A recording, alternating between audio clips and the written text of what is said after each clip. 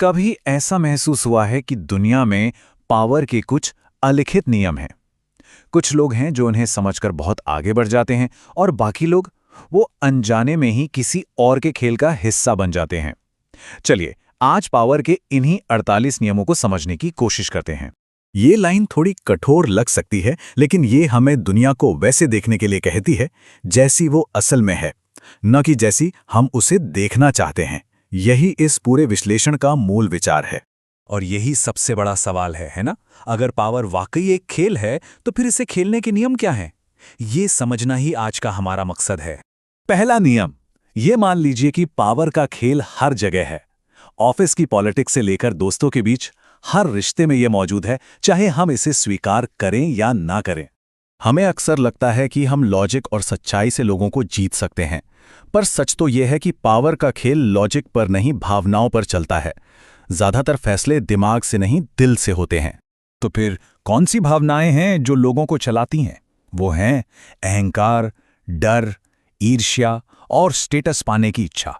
जो इन भावनाओं को पढ़ लेता है और इस्तेमाल करना सीख जाता है, वही पावर का खेल जीतता है। ये कहना कि मैं ये सब खेल नहीं खेलता, आपको इस खेल से बाहर नहीं करता।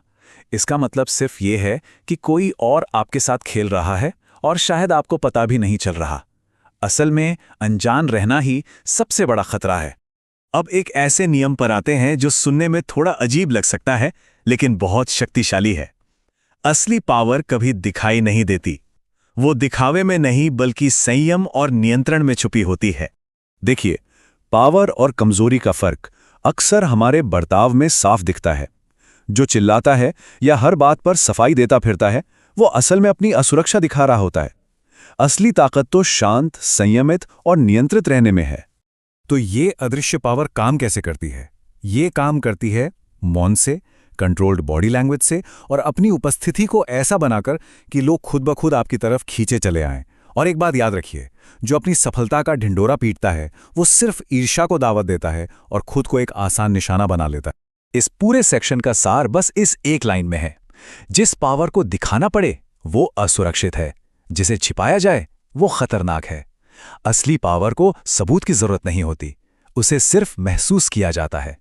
तीसरा नियम आपकी इमेज के बारे में है, क्योंकि लोग हकीकत पर नहीं, धारणा पर रिएक्ट करते हैं। वो आपको वैसे नहीं देखते जैसे आप हैं, बल्कि वैसे देखते हैं जैसी कहानी उनके दिमाग में आपके बारे में बनी हुई है। ये एक कड़वा सच है।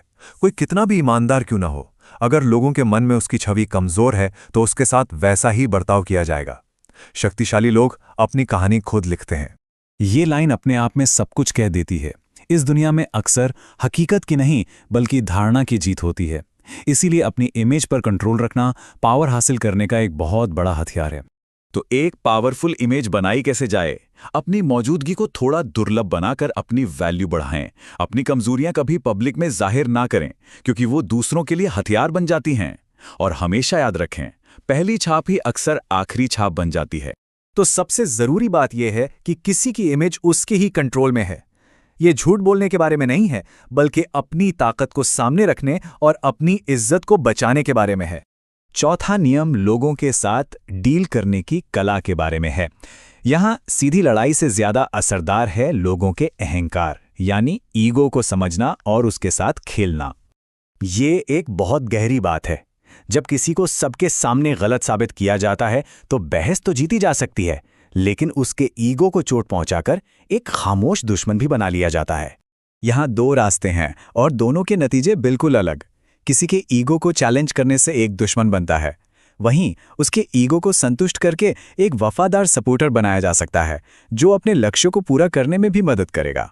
तो याद रखिए, लोगों से लड़कर जीता जा सकता है, पर उनके ईगो से खेलकर उन पर राज किया जा सकता है। असली कंट्रोल लड़ाई में नहीं, मनोविज्ञान में छिपा है। अब हम सबसे जरूरी हिस्से पर आते हैं, इस ज्ञान के सही इस्तेमाल और इसके खतरों पर। पावर आपको नैतिकता नहीं सिखाती, वो बस एक औजार है। सावधान रहना बहुत जरूरी है। इन नियमों का आंख बंद करके पालन किसी को भी अकेला कर सकता है। रिश्ते टूटते हैं, भरोसा खत्म होता है और दुनिया दुश्मनों से भरी नजर आने लगती है।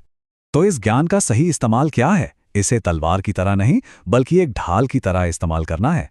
दूसरों के पावर गेम को पहचानें, हेरफेर से खुद को बचाएं और अपनी सीमाओं की रक्षा करें।